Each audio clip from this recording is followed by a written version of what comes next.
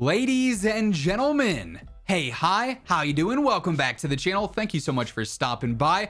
It's honestly no secret right now that Black Ops 6 is not in a great state. Call of Duty as a whole is not in a great state.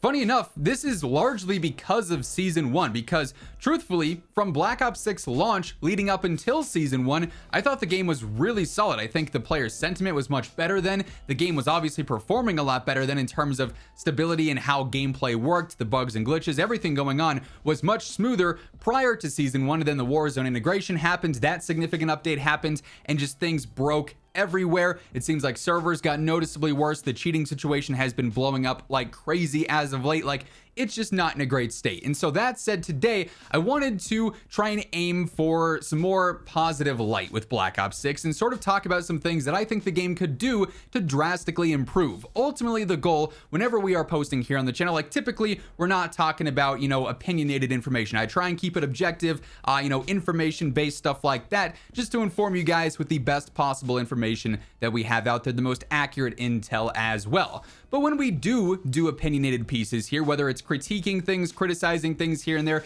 giving my overall thoughts and opinions on something going on in COD, I always want to frame it in a way that presents solutions, that gives them a chance to improve the game at some level. I always want to offer a way for the game to end up in a better state than where it started, right? Obviously, we're Call of Duty fans here. We want the game to be good, but we can also sit here and say, okay, the game clearly is not in a good state right now. So today, I wanted to talk about some major things I think Call of Duty, Treyarch, Raven could do to improve Black Ops 6 and Warzone and quote-unquote fix Black Ops 6 and Warzone. So if you do agree with the points I bring up in this video, you want to get more attention on the subjects and ideally have that positive impact on the game that we always strive for here, a like rating is the best way to do so. It truly does help share the video around and reach new audiences with it. And if you enjoy the content, you want to guarantee on a daily basis you're always in the know for everything going on in COD, feel free to hit that subscribe button and turn on those post notifications. But first and foremost, I want to get some of the more broad, some of the more obvious problems with this game out of the way, address them momentarily. We've talked about them a dozen times already, maybe just in the past month alone, but the servers and the anti-cheat, because I want to talk about much more detailed stuff than just these two topics, but quite literally everything in game is impacted by these two topics. So all the other things I want to bring up and talk about, they could be improved and it'd be, drastic for the game's state. Everything we already enjoy about the game, whether it be multiplayer, zombies, even because it's all online, right? And of course, Warzone, it's all impacted by this. And I've said this time and time again before, I'll say it again now.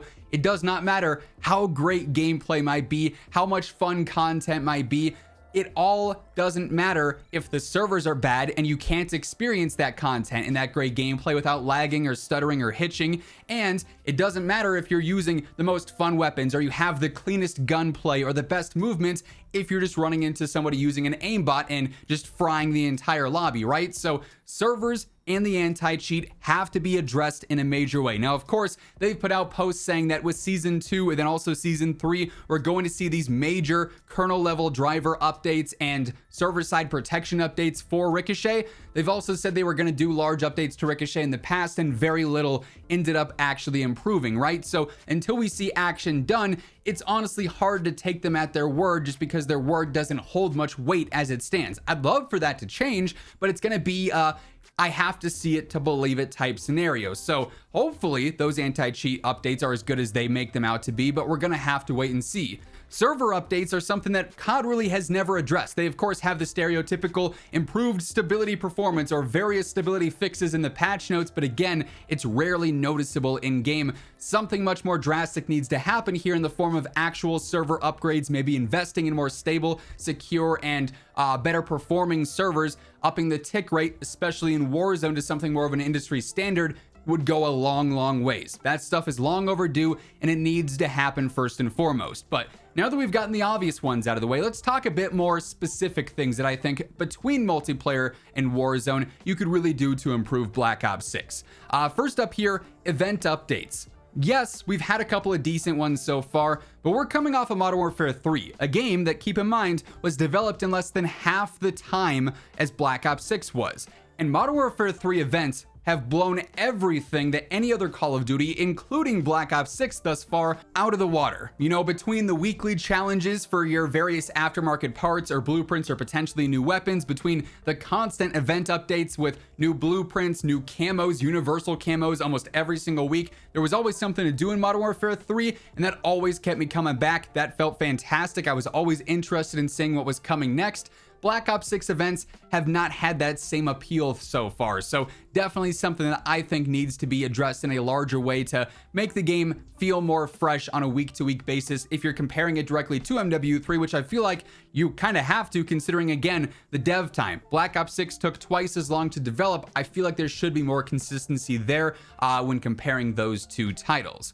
Movement across the board, I think, still needs a lot of tweaks, and this is also something they said they're going to address over time. You know, with the first New Year's update, Raven sort of previewed some stuff with this, but in general, there's just some weird hitching, weird delays, weird clunkiness with the movement that in theory should be the smoothest that we've ever seen. Like, Omni movement certainly has the potential, but when there's random stuff going on with dead slides still, different timings with ADS, jump to ADS, slide to do this, dive to do that, crouching, proning, there's just a lot of random clunkiness still going on. You definitely notice this if you are someone who really heavily incorporates movement, so maybe this is more of a, you know, average to above average to high tier complaint in terms of overall skill level. Casual players may not see this as much of an issue, but it's something that's been brought up repeatedly. Obviously, it's on the devs' radar enough to preview these, you know, large updates that could be changing, but definitely something I think needs to be fine-tuned. Of course, this being the first year of Omni movement, I think truly this is the quote-unquote worst state it's ever going to be in. It's going to evolve, it's going to be updated as we see more and more iterations featuring Omni movement long-term, but even short-term, there's definitely ways to fine-tune it. Now, in terms of Warzone updates here, focusing a bit more on this momentarily, a big thing that obviously happens every single year when we see a new integration update is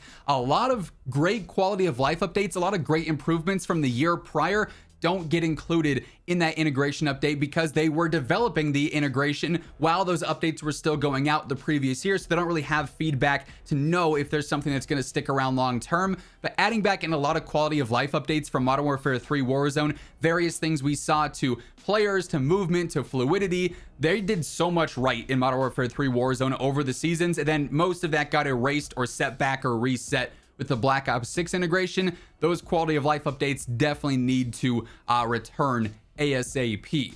We actually just talked about this the other day as well, but in terms of Warzone kind of feeling lifeless, map updates. We just don't really see these that much anymore. We only saw a few last year during Modern Warfare 3 Warzone on Urzikstan where the map barely evolved.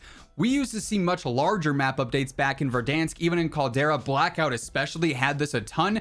Map updates season to season where a new POI is added or a major POI is changed in some way keeps gameplay feeling way more fresh, way more fun every single season. And you add that in with like the lore of any given season, and you have some really cool like incorporated updates there and integrated updates with that. So I think that could also go a long way in terms of gameplay updates.